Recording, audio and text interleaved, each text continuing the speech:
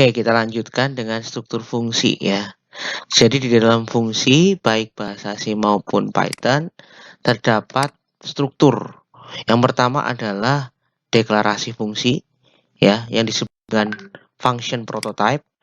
Terdiri dari judul, tipe, data, atau void, dan tidak ada bagian kode implementasi. Jadi kalau di dalam bahasa C, Anda bisa menuliskan sebagai berikut. Jadi ada tipe data atau void, nama fungsi, lalu kemudian argumen atau parameter.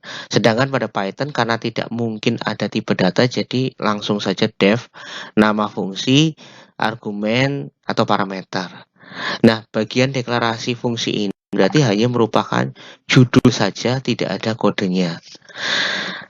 Sedangkan struktur fungsi yang kedua adalah tubuh fungsi, yaitu di sini isinya adalah kode implementasi programnya. Terdiri dari function prototype sekaligus juga berisi instruksi yang digunakan untuk mengerjakan suatu fungsi yang dibuat. Nah, di dalam bahasa C contohnya. Jadi di sini di struktur bahasa C ada void atau tipe data ya atau kembalian. Misalnya integer, karakter, float, dan sebagainya. Lalu kemudian nama fungsi, lalu ada parameter. Terus kemudian isinya, berarti isinya apa, kita mau menuliskan program apa, lalu kemudian hasil kembaliannya. Kalau void berarti tidak mengembalikan nilai, sedangkan kalau ada tipe datanya maka mengembalikan nilai. Nah, ini adalah bagian return type, bisa berupa void atau mengembalikan tipe data. Lalu ada nama fungsi, nama fungsinya bebas menggunakan seperti nama variabel, tidak boleh ada yang kembar. Lalu parameter bisa berjumlah lebih dari 1 atau kosong. Nah, fungsi yang lain ini adalah bagian tubuh fungsi yang bisa diisi dengan kode program apapun. Yang perlu diingat adalah kalau void tidak mengembalikan nilai, kalau mengembalikan tipe data maka mengembalikan nilai. Jadi harus ada returnnya. Kemudian yang di dalam Python kita bisa menggunakan hanya lebih simpel, yaitu def, lalu nama fungsi dan parameternya, lalu kode fungsi, dan kemudian ada return type. Jadi di dalam Python tidak jelas apakah kita harus menggunakan return atau tidak. Yang pasti kita harus tahu sendiri, kalau suatu fungsi pakai return berarti dia mengembalikan nilai, sedangkan kalau suatu fungsi tidak pakai return, tidak ada return, maka tidak mengembalikan nilai. Nah, ini adalah nama fungsinya, seperti pada bahasa C tadi, terserah kita bisa menamai fungsi bebas. Lalu kemudian parameter, ini adalah parameter bisa 0, kosong, atau bisa lebih dari 1. Nah, kemudian program fungsinya silakan Anda menuliskan apapun di sini. Lalu return opsional tergantung fungsinya ya. Nah, deklarasi fungsi berarti nama fungsi harus unik. Lalu argumen bisa ada atau tidak, terserah. Lalu kemudian antar argumen dipisahkan dengan tanda koma.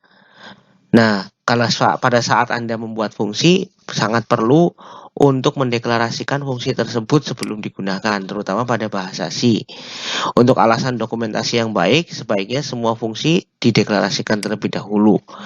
Lalu deklarasi fungsi sebaiknya ditulis sebelum fungsi itu digunakan. Jadi sebelum dipakai, maka Anda bisa deklarasi dulu. Nah, tubuh fungsi berisi semua perintah-perintah yang ada, jadi Anda bisa menuliskan semua perintah apapun, baik if, for, dan sebagainya, seperti program biasa. Sedangkan return bersifat opsional, merupakan keyword pengembalian nilai dari fungsi keluar fungsi. Return wajib jika fungsi tersebut mengembalikan nilai bertipe data tertentu, ini hanya ada di C ya. Sedangkan return tidak wajib jika fungsi tersebut bersifat void. Kalau di C juga ya, jadi kalau di Python semuanya pakai def, jadi tidak kelihatan apakah dia void atau non-void. Nah, kapan kita harus menggunakan deklarasi dan definisi fungsi? Nah, ini pada bahasa C, jika bagian dari program yang menggunakan fungsi diletakkan sebelum definisi, maka deklarasi harus diperlukan. Kalau bagian programnya menggunakan fungsi terletak setelah definisi fungsi, maka deklarasi dari fungsi boleh tidak dituliskan. Artinya begini, jadi ketika fungsinya, misalnya fungsi utama di bagian bawah, lalu kemudian Anda mau menggunakan suatu fungsi, maka fungsi tersebut harus ditulis dulu sebelum dipanggil gitu. Nah, kalau Anda mau memanggil fungsi, maka harusnya di atas. Fungsinya diletakkan di atas. Sehingga Anda harus memanggil fungsi yang dituliskan sebelumnya. Nah, kalau Anda ingin memanggil fungsi yang dituliskan setelahnya, maka pada bahasa C bisa dilakukan asal ada deklarasi fungsi. Nah, pada Python tidak diperlukan deklarasi, namun tetap berprinsip sekuensial, jadi urut dari atas sampai bawah. Nah, fungsi ada dua macam. Yang pertama adalah yang tidak mengembalikan nilai, disebut dengan fungsi void, dan fungsi yang mengembalikan nilai yang disebut dengan fungsi non-void, fungsi yang mengembalikan nilai. Jadi ada return-nya. Nah, fungsi dapat menerima 0, 1, 2, atau 3, dan seterusnya input. Jadi input itu bisa lebih dari 1, bisa, atau tidak ada sama sekali. Namun fungsi bisa mengeluarkan output, yaitu 0 atau 1 hasil. Jadi fungsi itu tidak bisa mengeluarkan lebih dari 1.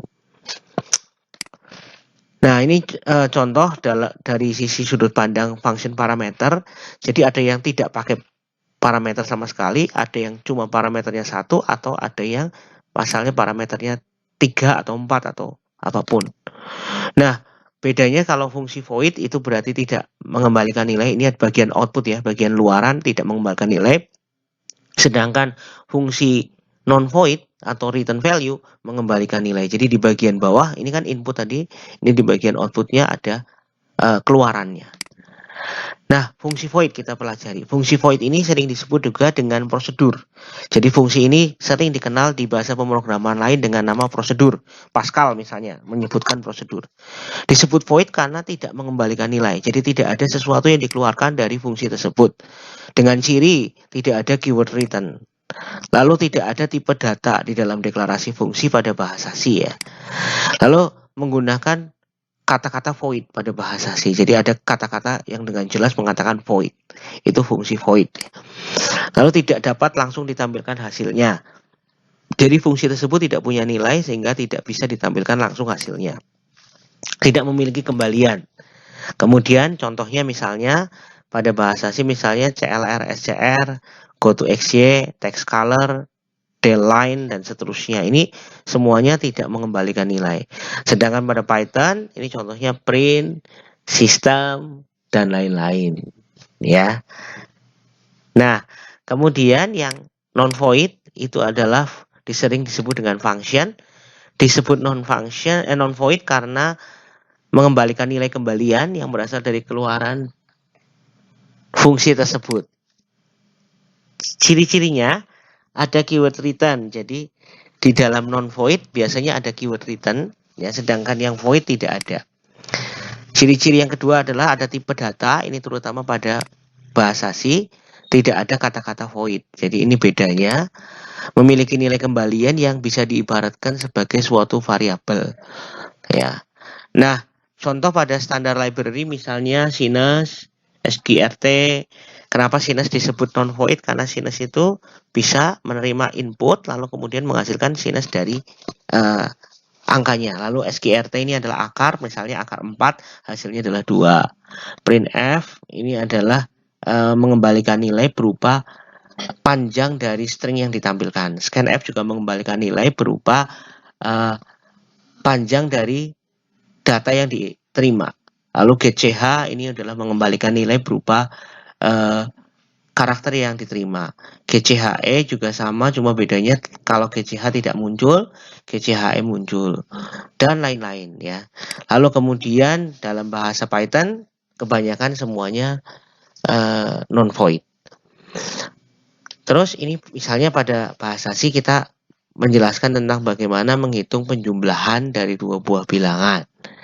Berarti kalau menghitung penjumlahan dua buah bilangan itu berarti butuh 2. Jadi kita akan belajar tentang problem pada bahasa C dan Python.